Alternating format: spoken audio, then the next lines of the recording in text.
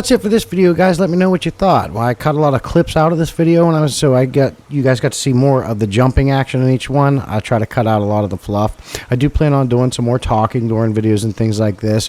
Right now, I'm just trying to get my channel started and get the feel for it and see what you guys like and don't like. I'm doing a lot of research with that too.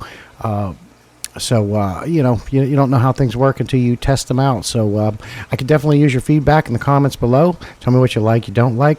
And if you could certainly subscribe to the channel, hit that notification bell, and share me out. It would be most appreciated. I'm trying to grow it, because if I can, once I do get monetized and I can get the channel where it should be, I plan on having a lot of things coming to the channel, like giveaways and things like that. But it all depends on how much revenue I can make to justify it. So I'm going to try to put out some really cool content for you guys, something that's down to earth for the average Joe, and a practical RC channel that I have claimed to be. So we'll see you guys out in the field. I certainly appreciate your time, and you guys be safe.